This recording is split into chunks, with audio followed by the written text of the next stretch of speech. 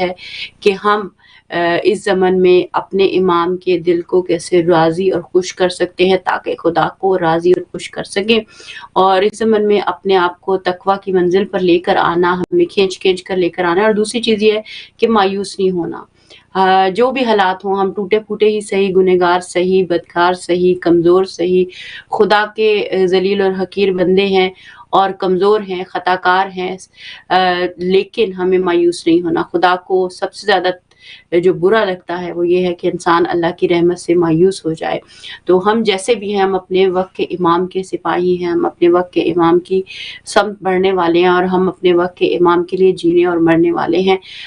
बाकी जो कमज़ोरियाँ हैं उस पे इंशाअल्लाह ये जैसे हमारी माह रमज़ान में और दूसरी जो अज़ा होता है उसमें हमारी जो मसाइल आते हैं उसके माह-ए-अज़ा में हम जब मजालिस जो है वो अटेंड करते हैं, तो ये सब हमारी बुनियादी तौर पे वर्कशॉप्स हैं जिनके अंदर हम अपने आप को आगे लेकर चलते हैं।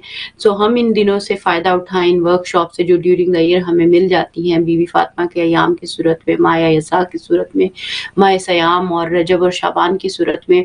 तो मुसलसल अल्लाह ताला हर कुछ दिन के बाद, जैसे स्कूल में टर्म टाइम होता है और उसके बाद कुछ दिन ऑफ होते हैं, वो वाला हिसाब होता है कि हमें एक मौका दे रहा होता है कि हम अपनी हालत पे तवज्जो करें और अपने आप को पस्ती से खींच कर बाहर लेकर आएँ, उस तरीके से जैसे एक बच्चे को पहले दिन वालिदैन स्कूल छोड़ने जाते हैं और वो ज़िद करता है, रोता है, तड़पता है, चीखता है, चिल्लाता है, मगर फिर भी वालिदैन उसको स्कूल छोड़ के आते हैं ताकि ये तालीम हासिल करे, अपने आप को सही करे।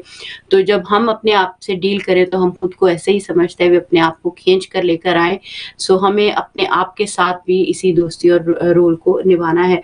We will like to move on to our next part of the show, which is related to Gaza updates, and we do have very prestigious guest with us, Abu Bakr Nana Abawa. He is coordinate director of Muslim Vote Campaign. I'm really honored to have you on the show, Abu Bakr. Thank you so much for joining us today. And he is also activist for Palestine as well. So how would you like to share the current status of the situation in Gaza, Abu Bakr? What is situation over there? Because we have seen the deal of ceasefire has been collapsed, and Israel is attacking the civilians as well. So hundreds of civilians have been martyred by now. So how would you like to share your viewpoint on that, and if the current status, if you can share about it? Assalamu alaikum. Jazakallah for having me on, Walaikum firstly, and assalam. for Thank such a you. wonderful introduction. During these last 10 nights, what we have been seeing, and in the last few days, is probably the most devastating period for the people of Gaza since this latest phase of this genocide began in October 2023.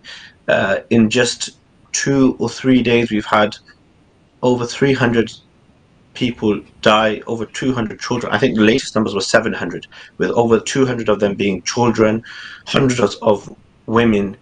And we've seen a very clear escalation by the Zionist state, with very clear backing from the US government, from the imperialist government, and also, unfortunately, the UK government has also been again shown its complicity. Initially, it was a positive side. David Lammy came out and called it a war crime for Number 10 Downing Street to force a retreat and force him to backtrack. So we thought we were making some progress within our own nation in understanding the gravity of the situation, but unfortunately, yet again, they have fallen victim and collapsed to the narrative of the Zionist state, and have continued to show both have shown a considerable amount of military support for the genocide, and have still to this day refused to enact a complete arms ban. So, I think everyone will know this, but during these, as we come to the close of Ramadan, we have to keep the people of Gaza in our du'as, ask Allah that He helps them, and continue to put our efforts into the political and economic fight ahead of us. inshallah, because yes. How about the campaign you were running? Obviously, it was related to voting, Muslim voting, but you were also working on the basis of the understanding of British colonialism. Apparently, the people of these colonial countries used to think that they were really, really good people and they did wonderful job for the places they colonized. So how do you see the difference of after understanding the situation in Gaza at the moment, which is currently going on, what kind of awakening you see, especially the children or the kids or the young people within the UK, and obviously you guys were campaigning. So what kind of awakening you were watching during the whole time since this has happened after 7th October? Alhamdulillah, we have seen for the first time in within our lifetimes, within probably the lifetime of Israel losing what we would call the propaganda battle. For the first time, we have seen Israel have a mass loss of support as the world, and especially the Western world, comes to see what it truly is. How did this happen? Well, the answer is really simple. It happened because of the situation being exposed live on TikTok, on Twitter, via Telegram, where people were able to get past the filter of mainstream media and the BBC and whatever, however, Channel 4 or Sky maybe to provide it, and went straight to the source and saw the devastating imagery. Saw Israeli soldiers boasting openly about the genocide on their own Telegram channels. And this has fundamentally changed the narrative. And Alhamdulillah, I think we will come back and look at this period as a first step in the fall of the Zionist state. Why? Because they have now lost the battle of ideas, and especially in my generation, in the generation Z, in the youngest generation, we are seeing now an absolute collapse in support for of Israel, especially amongst educated younger people. And inshallah, if we continue on this path and we continue to point out the genocidal nature of this project, then we will see justice within our lifetime, inshallah. Inshallah. We do have Sister Sakina Dato as well. Assalamu alaikum, Sister Sakina. Thank you so much for joining us today. Sister, Abu Bakr was discussing some current status of the current status within Gaza as well. And today, obviously, we were also uh, uh, sharing something related to martyrdom anniversary of Imam Ali alayhi salam due to my month of Ramzan, and the days of mourning are going on as well. So, sister, what are your thoughts on the current situation of Gaza at the moment, the kind of pain they are in, and especially Gaza, Lebanon, Syria, the way people are being killed over there and slaughtered, butchered, whatever you name it, is really, really painful. And uh, to Arab Muslim people around the globe are over there. So, how do you see the way Imam Ali alayhi salam stood for injustice, oppression, and suppression, and against the tyrants, and the principle we can take from him in order to fight this battle, the one we are in at the moment? What are your thoughts on the current status and on these lines?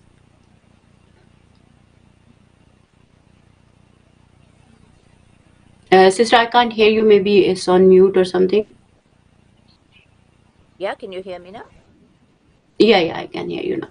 I Okay. can hear you. Thank you, Sister Faiza, for having me. The situation in Gaza is really, really dire. I mean, we're speaking to individual people, apart from what we are seeing, on the news and in social media. We've got contacts with people over there, and I can't tell you how depressing it is. I mean, the condition of the people, we are used to saying that Palestinians are very resilient people, and indeed they are. There is no question about that.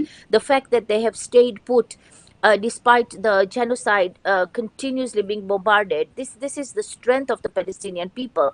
But a lot of women I'm speaking to from Gaza are telling me being resilient does not take away from the fact that we are in pain, we are suffering, we are human beings, we are feeling this, and it has reached now a stage whereby it's really, it's become so difficult.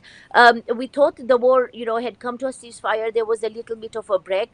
We are now in the last days of this holy month of Ramadan, and in this month, they don't have first of all food to even break their fasts with, and now continuous bombardment. And in the last 2 days, what we've seen, the amount of children that are being killed, this blood of innocent, children that is being shed, is really a pain. But I would say this is a dark spot on the Muslim Ummah, because as an ummah we have allowed this to happen. I mean, the complaint is less of the Zionists, of America, of the oppressive foreign regimes, because this is something that you expect from them. We are living in an era of imperialism, of a western hegemony, and therefore this is something that is expected. The sad part is the state of the ummah today, that we cannot come together, that after what we've seen happened in Syria, we are continuously talking about such sectarian divide amongst ourselves, and we are forgetting that while we are discussing whether we should fold our arms and keep them straight in our prayers, the enemy is chopping our arms, they are killing our children. So I have huge disappointment in the condition of the ummah today, specifically when we talk about Muslim nations, those who are led by Muslims, and they could take a leaf out of what Imam Ali alayhi salam has explained. Imam Ali is an epitome of what it means to be a just ruler. His letter, for example, to Malik Ashtar, this was something that even Kofi Annan, who was then the Secretary General of the United Nations, had referred to it, during the 15th anniversary of the Declaration of Human Rights, talking about how the values that Imam Ali talks about in this letter to Malik Ashtar, if the Muslim Ummah was to implement them, that we would be in a complete different place today. So, I mean, basic things, that Imam Ali talks about, for example, when he says to Malik Ashtar, well-known letter that most people have gone through, and he talks about how you should be so just, and be careful of your duty towards the people, and that either people are your brethren, or they are your brethren in faith or brethren in kind. So whether they are Muslims or not, you're supposed to treat people equally. Now, the rot that we see today in the Muslim world is the reason we are seeing what is happening. I mean, in Syria, the situation is very, very bad. There's continuous bombardment from the Zionist regime happening in Syria. They have bombed Iraq. Last night, they had also bombed southern Lebanon, and this is something that they've been doing continuously. It's not a one-off. The only nation at the moment that is responding to the oppression is Yemen, a nation that doesn't have much, a nation that is not on par with countries like Saudi Arabia and Qatar and UAE. They don't have the means that these other big nations have, but they are implementing in real terms the Islamic values, and so you see them standing with their brethren in Gaza. So I mean, I think we really have to look inwards before we talk about outwards, and how to fight Zionists and how to fight all this imperialism, which is something that we have to do. I'm not by no means saying that this is not our goal at the moment. It is our responsibility, and specifically those of us who are sitting in the belly of this imperialism, it is our absolute responsibility to fight it in every manner. However, it is also time, and these last days of Ramadan, they come to us for this reason, that we can introspect, we can look within ourselves, we can look for the sins and the rot that is within ourselves, and ask ourselves, how have we allowed the Muslim Ummah today to reach the stage that it has reached? Thank you, Sister Sakina. Abu Bakr, what are your thoughts what Sister Sakina has in reflection to what Sister has explained about the situation in Gaza and the principles we usually follow towards justice, truth, and humanity? And how about the role of unity? How important do you see that it is important for all the Muslims to get united and stand together and having hand in hand in order to fight against injustice going around us, globally, especially when our Qibla Awal, which is Quds, is in the hand of Zionist, and the kind of role our Muslim countries are playing in that whole thing.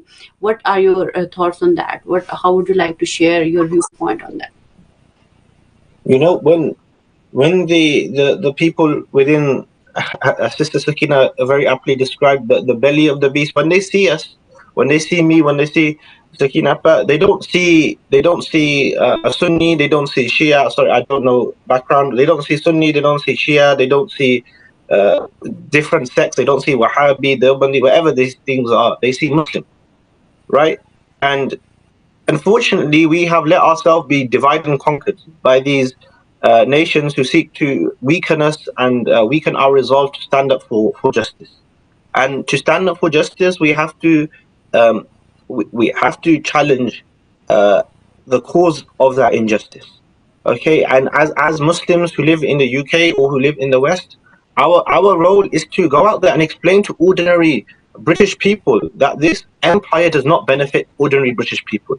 In fact, this empire only seeks to benefit a few mega rich millionaire and billionaire individual within this system. The arms manufacturers, the thieves who take advantage of the land grabs. This is not there to benefit ordinary people. In fact, I would very much argue that this imperialist system makes the life of ordinary Brits worse. Why? Because it makes their lives more unsafe. It means that vital resources we could be spent on the public services like the NHS and care of the elderly, like school and education, is instead diverted away from that towards the manufacturing of arms and weapons. Their children, instead of functioning in careers which are there to serve the community, which to make life people better, they're made to go and get good jobs. Where? In making bombs to kill other children. How is this good for the people of Britain? We have to go out there and articulate in a very clear manner, because we are speaking the truth, we are speaking the haqq, that this empire is not only disastrous and bad for the people of the Muslim world, it is disastrous and bad for the ordinary people of the UK. It is disastrous and bad for the ordinary people of America, and that we can imagine a better world, inshallah, where there is justice for all. But we have to go out there and have these hard conversations. And yes, they're difficult. Talking to people about the history of British Empire and the Balfour Declaration and the role of Britain in the creation of the Zionist state might be difficult, might be an awkward conversation to have, but it's imperative that we go out and speak to them and say, listen, this empire is only harming you and it's only harming ordinary people, and we can see a better way out, but we have to work to end these imperialist policies and work towards policies of peace, reconciliation, and most importantly, justice. Without justice, peace is very hard. Peace is almost impossible without justice. So we must demand justice for the people of Gaza as well, and then we must demand peace once that is achieved, inshallah.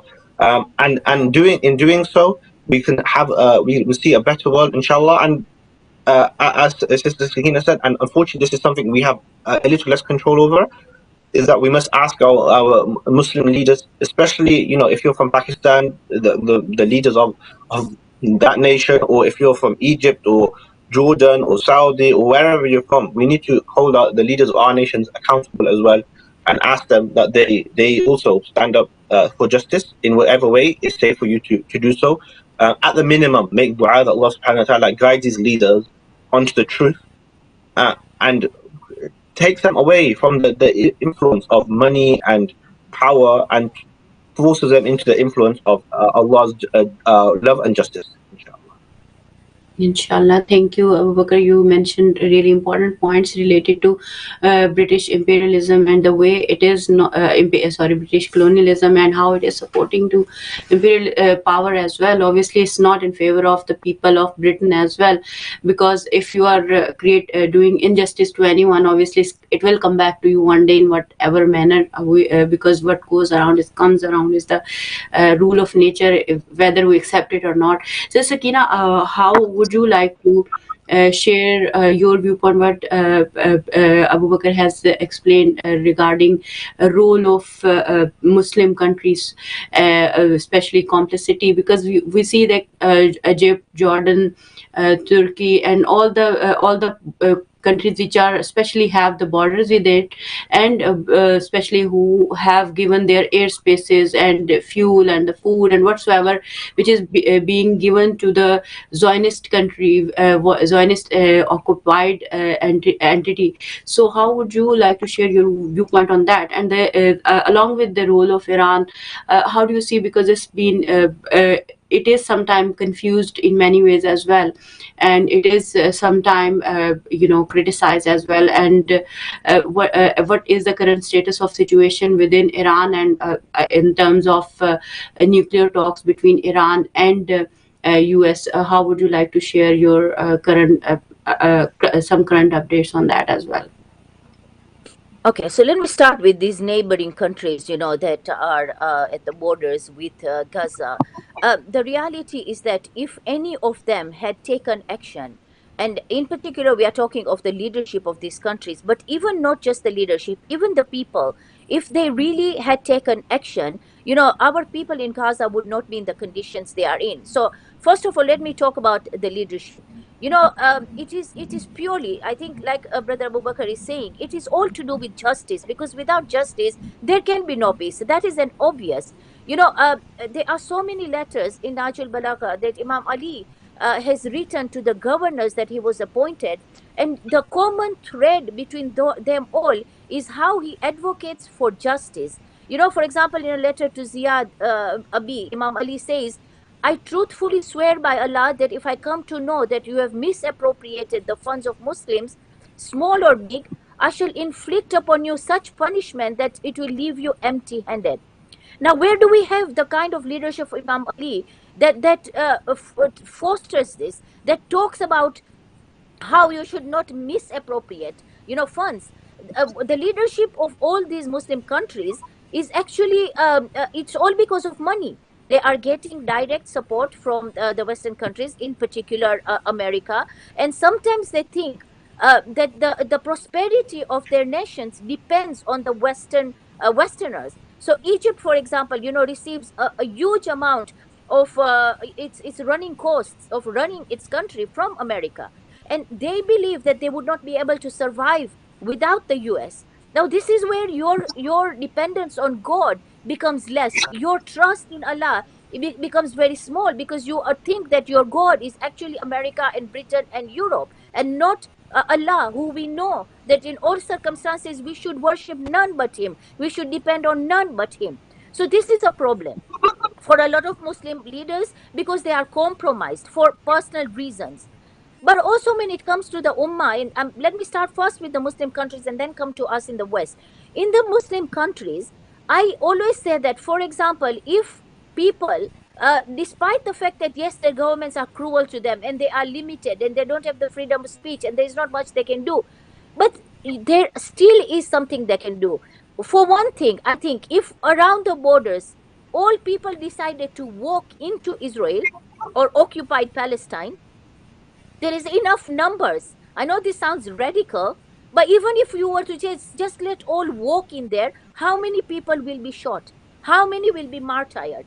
You just go in there. We saw this happen in Syria. Army just walked in there and took over Syria. Why can't we do that in the occupied Palestine? Why can't all Muslim nations who are there just walk in there? So, these are the kind of things that we have to question, but we will not. Why? Because, we care about our lives. We are thinking about what will happen to our children. We are thinking about, money. How will we, our homes. Now, these are all worldly things that we have created such a lot of love for, that we have forgotten, again, how to connect with Allah subhanahu wa ta'ala. And I think in this month of Ramadan, this is what really it comes to. If you look at so many ayah of the Holy Quran, one of my favorite ayats which talks about, Allah says, what is wrong with you? In Surah An-Nisa, Allah talks about this and says, literally in those words, what is wrong with you that you watch oppression and you do not challenge it, that you do not support the oppressors. So, we spend this month reading Quran back to forth, and we try to read it as many times as possible, but do we really reflect on what we are told about it? Now today, I think, despite while the ummah is in this state, we also have an opportunity. What Gaza has done is it has really awakened our consciousness, and it has made us ask and reflect on things that probably we were not doing before. We were in some kind of a slumber, and I think they have awakened us. When it comes to the UK, I think we have a massive role to play, and I completely agree with Brother Abu Bakr that we have to tackle this as, first of all, people who are citizens of this nation and who also are affected by the decisions that the country takes. So if you look at the issue of Iran, you mentioned Iran. If, for example, Iran was to be attacked, even if we don't discuss the righteous aspect of who is right and who is wrong, as British citizens, if Iran is attacked, first of all, they are going to close the Straits of Hormuz. And then the Yemenis most likely will close the Red Sea. What will be the effect of that? The effect will be that the fuel will not reach the Western countries. The economy will collapse. We will not be able to fill up our cars. So this is our responsibility. Do the people in this country understand the repercussions of what this handful of corrupt leaders are trying to do to the country? They have increased military spending. They are talking about possible conscription. Are we ready? Are we, not just as Muslims, but are British people ready to send their sons and daughters to be killed for senseless, useless wars that are happening out there? How many want to see their children go and get killed in Ukraine? So these are the issues, we have to look at. I think our role here in Britain, apart from being Muslims and speaking out and reflecting on how it is our responsibility to look after the ummah, to look at our own brethren in other different countries, but it is also our responsibility as good citizens of these nations to look at these aspects and talk to the people and take the message that, look, what this government is doing is also not good for this nation in itself. So I think there is a big role we have to play. But I really have to say that when the genocide started, one of the positive, if there is a positive, and we know that there is a lot of pain that has happened, but one of the things that I found very heartening was how the Muslim Ummah came together. We forgot our differences. We were all speaking out against the atrocities. But it really pains me and it hurts me that today we are again so divided. And this division comes from both sides, from all sides. I have to say that it comes from people on the hardcore Sunni side and also hardcore Shia side. I think there are people whose aim is to divide us. Why do we have to talk about our differences at a time when the enemy, like Brother Abu Bakr said, the enemy is not questioning who you are, whether you are a Sunni or a Shia or a Wahhabi or whoever. They do not want Muslims. The Islamophobia that we can see, for example, in social media, it's chilling. Some of the comments, if you read about how people are talking about Muslims and how they want to just erase us, is chilling. And what are we doing as Muslims? We are talking about these divisions between us. This is an absolute sickness that if we do not rid of ourselves, then we will be consumed by it. That's very true, Sister Sakina. Abu Bakr, what are your thoughts, in reflection of what Sister has mentioned, especially in terms of unity and understanding our role wherever we are, whether we are living in Muslim Arab countries, especially because I don't see that much awakening in Muslim Arab countries, especially some which are awakened. They are giving sacrifice. They are people are being killed over there. Like we can see the role of Lebanon, especially in terms of supporting Gaza. We can see the role of Yemen in supporting standing up for Gaza without any shoes and without any clothes on, and hungry people over there in Yemen, but they are still standing up for the people of Gaza, and they are not thinking about that we are Shia and they are Sunni, for instance, because they understand their enemy. Do you see that like the people of our nation, especially in these Arab countries, which are also set of this genocide, clearly they are giving airspaces and stuff like that, and they are supporting whatever manner they can possibly. And even in Britain, if we look, or even US, if we look at the condition of Muslim world, especially that comes from South Asia, for instance, like India, Pakistan, or stuff like that, their mindset is still mindset of kind of slavery. They do have that kind of mindset in them, and it's not. It hasn't. I haven't seen it changing that much as it should have been.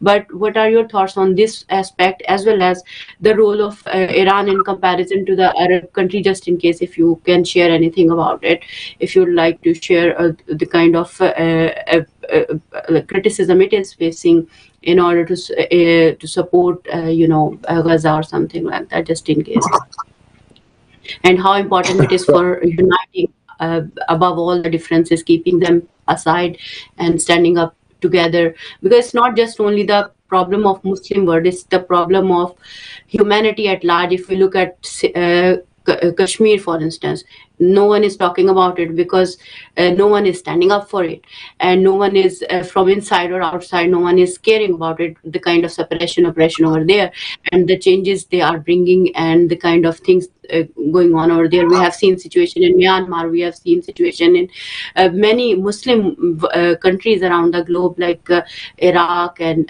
Yemen, and there are so many. We can give Libya and all these countries, the way the Zionist imperial colonial power has done to them. So what are your thoughts on that?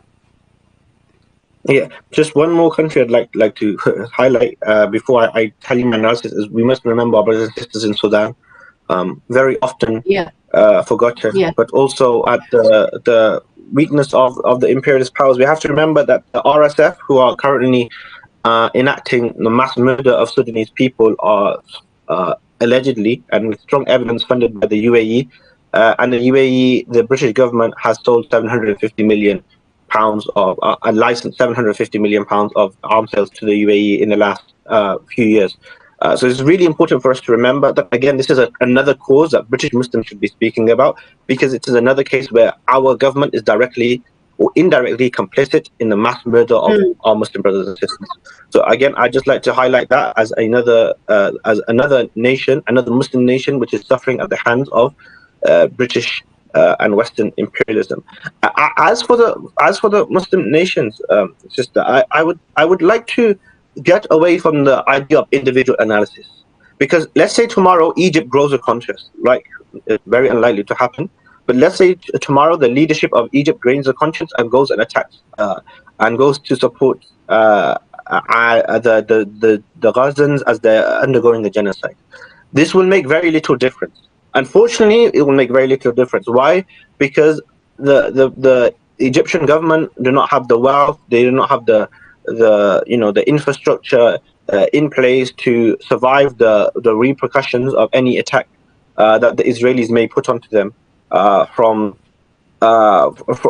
supporting the people of Gaza. What we have to focus on is uniting the Muslim world.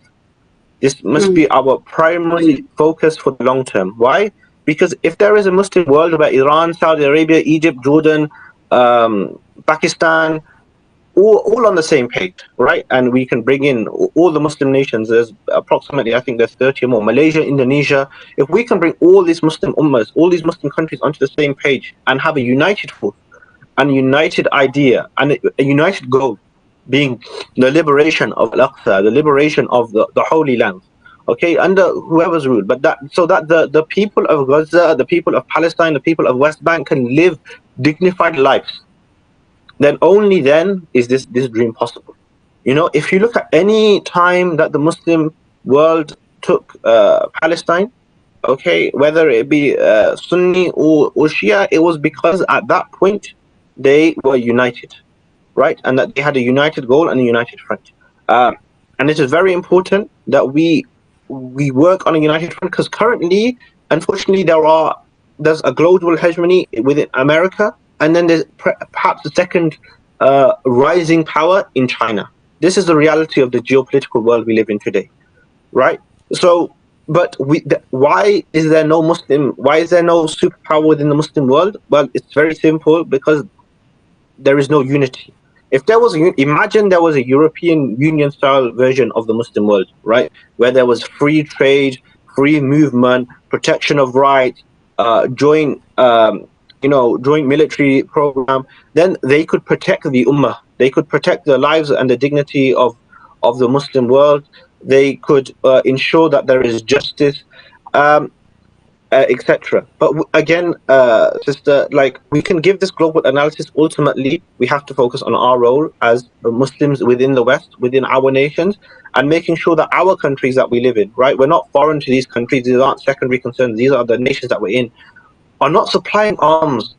Our tax money should not be going to supporting the genocide of our own brothers and sisters, all right? Because it's bad for everyone. It is bad for the reputation of the UK. It is, and remember, if what they do to the people of Gaza, eventually one day they will do to the next nation. We saw it with Iraq. They got away with Iraq.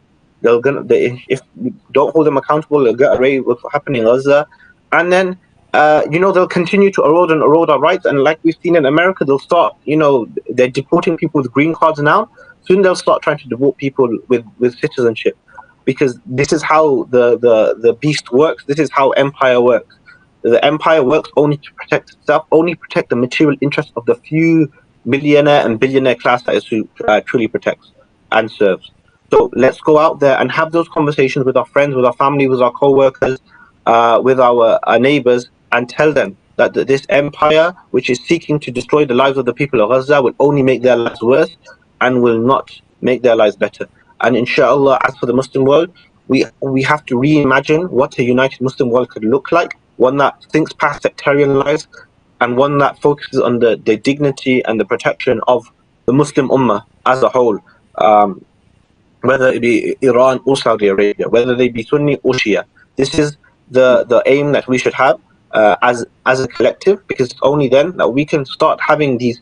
Once that's happened, then we can start having these debates. But until that happens, we must focus on returning dignity to our ummah. Thank you. Sister Sakina, what are your thoughts on what Abu Bakr has mentioned, especially when it comes to Muslim Ummah? Do you think it is important for us to, especially for the community leaders around the globe, they should work on these grounds that our, for example, Muslim world could stand up independent of these Zionist imperial powers. For example, they could take decision on their own, and they could unite, and they could refuse if some imperial power says, like, do this and do that, for instance. Instead of taking orders from them, they could be able to decide, and it is very important and crucial for them to do that before they could obviously take stand or whatsoever. As we know, all the countries are in similar situation in some way, especially the Muslim world, if we look at governments, especially if we look at from that perspective. So what are your thoughts on this aspect, when we, especially when sometime we look at the history and stuff like that, we look at the role of Jamaluddin Afghani, who was Shia said, for instance, he was from us, for example, and Sunni says he was from us, and he traveled around the globe. He was in Egypt, he was in before India and Pakistan were divided. He was there. He was in there when the revolution of Iran, and he was these grounded people who treat him very badly in many ways, but he still worked for that. He still tried to do something for this ummah. He chose the whole Muslim world as their ground in order to unite and in order to bring ummah back together on their feet, for instance. So how do you see this role of Muslim, especially those Muslim leaders around the globe who understand their responsibility towards that, and in order to create one ummah, and we are obviously heading towards the end of the month of Ramadan, and after revolution of Iran has happened, Quds rally every last Friday of a month of Ramzan is used to happen. And so if you can share something about that as well, so how important for all of us to get united and stand up for the people of Palestine, and should come together in the rallies of Quds on the last Friday of Ramadan. So how would you like to share your viewpoint on that? So I think, I agree with Brother Mubakar to a certain extent when he talks about, the Muslims succeeding in, for example, controlling Palestine when only during the time of global unity, or when we were ruling as a group. But I think I would caution also here. Yes, absolutely. There is no doubt about the fact that Muslim, this is not just happened out of chance.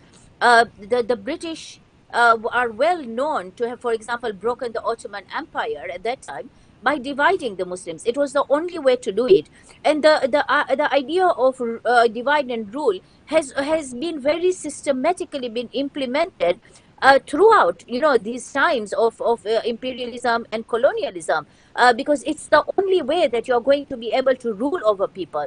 So definitely this is something that has been there and is there. And therefore, for Muslims, if we were to have any kind of a power, superpower, and hegemony, we would undoubtedly have to become one.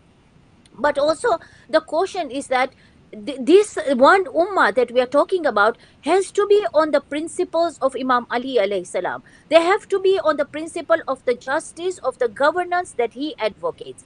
There are many smaller groups that we see around the world who talk about becoming an ummah and having a government, a global government. But look at the values they are advocating. These are not the values of Imam Ali. These are not the values that the Quran teaches us. And so it is bound to fail. There is no success in it. Imam Ali tells us, for example, that when you go to a new area, he talks to in one of the letters in his sermons, he says, when you go as a governor to a new nation, you don't have to, if there is any traditions that are happening that are not anti-Islamic by other people of other religions or other faith, let it be. Let it continue. You don't have to make people stop. And yet, what do we see, for example, happening in Syria today? There is a possible, there could have possibly been an initiation of a Muslim ummah here. But how have they exhibited themselves? Killing Christians, killing other minorities. In the sermons of Imam Ali, he also talks about when you go to war, and when, for example, you win and you take prisoners, how you treat women in there. You are not allowed to even slap a woman. You are not allowed to in any manner dishonor a woman. And yet we see women being beaten on the streets of Muslim countries, subjugated to all sorts of bad treatment over there. This cannot be the basis of an ummah. The ummah and the Muslim hegemony that can really liberate Palestine would have to be a moral army. People who believe in the principles of the Holy Quran, who go on the examples of Imam Ali, for example, is common leader between all the Muslims. All the Muslim in one way or the other believe in Imam Ali. And he is known to be the epitome. I mean, non-Muslims have written books and books about Imam Ali and his justice and his excellent governorship. Yet, we are behind in taking lessons from there. Now, when it comes to the issue of, the Western countries and how powerful they are, Allah talks about this also in the Holy Quran, and he says these are like spider webs. We should not be overly scared of that. We have to keep our house in order, and it is not so difficult to defeat them, because when you are righteous, Allah's help will come to you. So this imperialism can be defeated very easily, and I think it's beginning to happen. I think there is a lot of awakening and awareness today. If you look at the support for Palestine around the globe, it's unprecedented. I have never seen in my lifetime, at least, the support not only from Muslims. When we have these processions that happen in London, the majority of them are not Muslims. So the message is getting across, but this message has to be accompanied by the moral, ground, and not try to show Muslims in bad light. That sometimes even here, unfortunately, so many of us advocate Islam in a very, very negative light.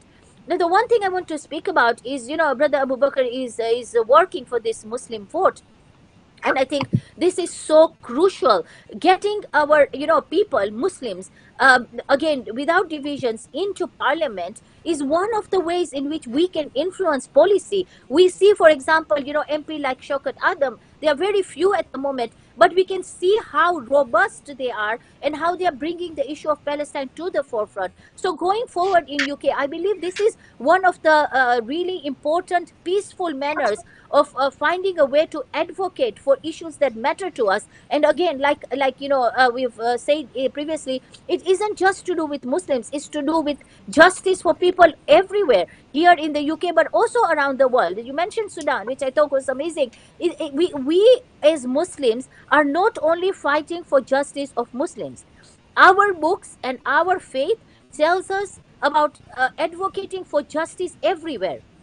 Any oppressed person anywhere, we should be able to raise our voices for that. And also on that context, I really the Filton, we know about the Filton 18, these young people who are in prison at the moment because they took an initiative to do something for Palestine. We have our Muslim women in there, for example, 20, 21-year, 22-year-old Muslim sisters in there. What have are the Muslims in this country, done to raise awareness of the fact that our own Muslim sister and brothers also, are being subjugated. They are being accused of terrorism when the crime they've committed has got nothing to do with terrorism. Even if they were being held, the charges are wrong. So I think, there is a need for us to understand this thing. There is a discussion coming up. There's a court. They will be discussing the aspect of whether the crimes committed were terrorism or not on Thursday, next week. And so it is important for people to show their support, to write to their MPs and to speak out for this, because this is the advocacy that we have to do in the UK. And you mentioned about Quds Day. Quds Day has been going on for years now. Iran has been trying to advocate for the rights of Palestinians for many, many, many years. Unfortunately, we have waves. There are waves of, when things are good and we forget ourselves. What we have to understand is, yes, there is a genocide that has happened, that is continuing. But these people have been under occupation for 75 years. They are being subjugated to oppression for the past 75 years. So it shouldn't have to take a genocide. It shouldn't have to be on our face, on our phones, watching these kind of atrocities for us to then go onto the streets and march. Every Ramadan, we should be out in big numbers. On Quds Day, we should be out, in big numbers to show our support of these. And many times, yes, there are criticisms of whether, these protests work or not. As a first step, they work. There is a lot more to do. We should not limit ourselves only to protests, but they do work in a small manner. When I speak to Palestinian women from Gaza, because I do a show with them every week, and these women feel like somebody is there for them. When they see these numbers on the streets, they do feel that they find some energy, that there are people standing by them, speaking with them. So I would say, it's very important for us to be attending these things, but the bottom line is to have a strategy. I think we need to come together as Muslims in the UK, specifically in UK, because this is where we are. This is our home. This is where we live. So we have to come together, and not just Muslims. I work with people of all different faiths and no faith, who are, believe in justice, who believe in righteousness, who believe to fight oppression. There needs to be a bigger group of people who are, strategically aligned, for us to come together to think of different manners in which we can push our government. If nothing else, at least our government should not be complicit in the genocide. At least our government should not be selling arms to kill children, to kill innocent people. So we have a big role to play. We have such a lot of work to do. And I think this last days of the month of Ramadan, yes, there is room for us to recite Quran. There is room for us to be, in ibadah and to be reciting du'as. But this particular year, more than any other year, is a time we should be spending these last days in reflection, in strategizing, in really thinking about those ayah that we are reciting. What do they really mean? And how do we really put them into practice? Thank you, Sister Sakina. Abu Bakr, how would you like to conclude your perspective, especially as a coordinate director of Muslim Board and the campaigner and the activist working for the liberation of Gaza, to the all the people, especially youngsters, the kind of role and responsibility they owe as a British citizen, for example, the kind of things they can do and protect not only their own country in which they are living, as you mentioned earlier, but also protect the rights of civilians of Palestine, civilian or the people of Palestine and around the globe, as Sudan, Indonesia, Kashmir, anywhere around the globe, wherever injustice is being committed. I think so. There is a potential that all Muslim youth can get united, and they can do a lot better job than anyone else, maybe. So, how and create ummah even. So, how would you like to conclude your message upon this? And you have like 4 minutes, you can say. Just quick note to what Sakina said before, which was about uniting upon principle of justice. Just a small clarification: my call for unity of the Muslim Ummah is not an advocacy of the state of how any Muslim country is run right now. I very much do agree with her that if we are to see the unity of Muslim Ummah, it needs to be on principles of justice for all Muslims across the Muslim world, and the dignity of the Sorry, Ummah. I just mentioned, just Yes, to cut you. to wrap up, inshallah, is Yeah, just one minute we have. That's the only thing I yes, wanted to mention. be Sorry about that. quick, So sorry. inshallah, is sorry. No, I was Am I just saying, okay? like, we just have 1 or 2 minutes left, so that's why I just need to Yes. conclude as Yeah. soon as Just, inshallah, I have a very quick conclusion to give, which is I ask for my Muslim brothers and sisters, especially our youngsters, that we be brave. Inshallah, I think this is a first step, that we accept that our earning, our risk is in the hand of Allah subhanahu wa ta'ala, and that we have the blessed example of the Prophet sallallahu alaihi wasallam to go by. A man who had everything, who sacrificed everything for the sake of the truth, and to spread justice to the Arab lands, and much further.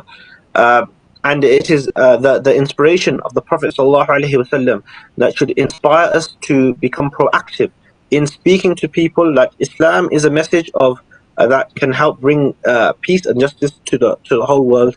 But especially, and I want to re-emphasize this, that as Muslims who live in the UK, we must learn about the history of the UK when it comes to the creation of the State of Israel, and also explain to the British people and our friends and our families and our neighbors who may not be non-Muslim, that the State of Israel and our support for the State of Israel is not beneficial to the ordinary people of the UK. It's only beneficial to a small elite class who benefit from the arms trade and deals or whatever, but it does not benefit ordinary UK people. We must focus on bringing allyship with a broader community, whether it be Zionists, whether it be Jews of conscience, whether it be Muslims across all faiths, or people of no faith, Christians, whoever it may be. Let's build relationships with people and show them that we are of value, and that we can create a better world where justice is at the forefront, and where we don't have to build economies based on the murdering of innocent lives, inshallah ta'ala. So be brave. Get involved in your local activist group, get involved in your local community, provide value to your community, and have thousands of conversations, because inshallah thousands of conversations will break down the narrative of mainstream media, and thousands of conversations will change the world, inshallah. And I truly believe this, and this is my message to especially younger Muslims in the UK. Thank Thank you so much, Abu Bakr, for being on the show, and Sister Sakina, I'm really honored to have you both on the show. Really grateful for your time, and to the viewers, I would say, just as our brother and sister mentioned, that we all need to get involved and stand up for truth and justice to bring global peace and justice. Inshallah, look after yourself. I'll take a leave now. Allah Hafiz. Salam ya Ali, salam.